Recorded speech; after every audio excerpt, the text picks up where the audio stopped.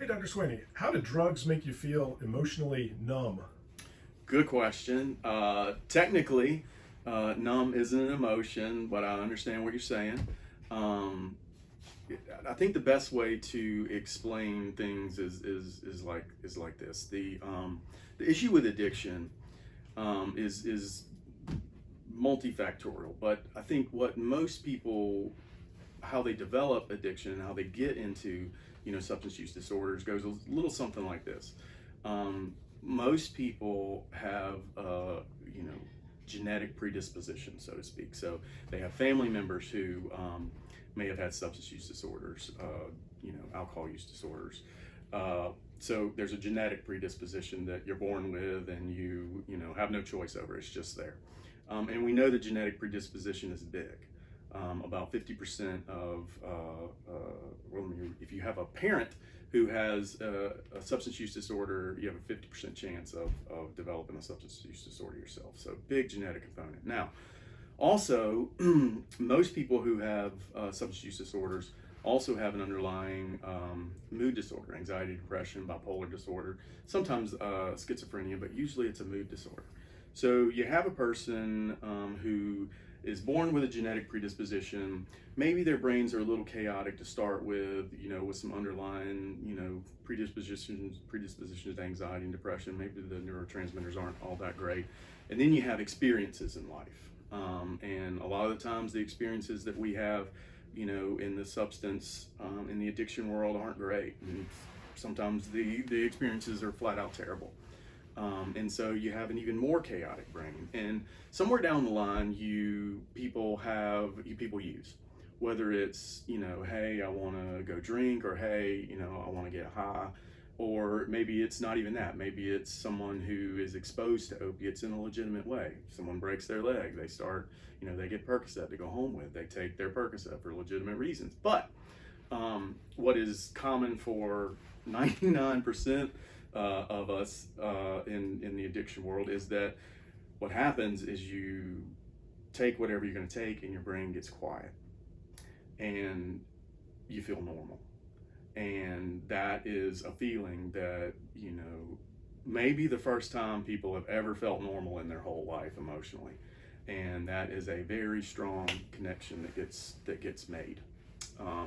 And the other interesting part about this that I try to explain to people is, for getting high isn't the appropriate word, in my opinion, for what happens when people use. I don't think people use and feel this great, holy cow, I feel so wonderful, I don't know what to do with myself. I think for people in our world, in the addiction medicine world, what they feel isn't elation or anything like that. What they feel is relief of the chaos that's been their brain for years and years and years.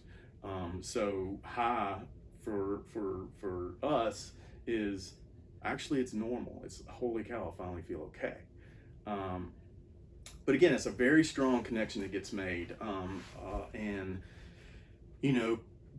your brain remembers that connection because it makes things quiet, and people end up using not just because they want to feel good or feel normal. They end up using because they feel bad, or hey, I lost this job, or hey, it's rainy, and then it turns into, hey, it's Monday, let's use, or hey, it's sunny, let's use, or hey, I'm awake, let's use, and it becomes your only coping skill. And that's where things become very problematic, because you run into the other issue is that by the time we're ready for recovery or getting clean, there's been a lot of bad stuff that's gone on. A lot more is built up in the suitcase of life and problems, and so you have even more issues that you have to deal with, negative consequences, negative emotions. And when people get clean, what we say is, okay, we understand you've been using for, to cope with stress, but we're going to take your heroin away. We're going to take your alcohol away. So what are people left with? How are they supposed to cope? The only coping skill they know that's worked for their whole life has been drugs or alcohol, and we're taking it away from them. And that presents a major problem because, you know, again, when people get clean, it's probably the most stressful thing they've ever been through. And we're saying you can't use your coping skill. Makes it hard for people to stay clean because as stress builds, as, you know, life happens, if you don't have a good way to cope and drugs are what you've used to cope, you're going to go right back to it. Your brain's always going to remember that, hey, when I use, things get quiet. It never forgets that. So people will have that thought probably forever. I've known people who have been in recovery for many, many, many, many years, 30, 40 years, who said they still have thoughts of using. And what you do with the thought is what matters. And I talk to people about that as well. Early on, you're going to have many, many, many thoughts of using. What you do after that's what makes a difference. And, you know, the biggest, you know, difficulty, I think, and what trips people up the most when they're getting clean is the coping part, is learning how to develop good, effective, healthy coping skills.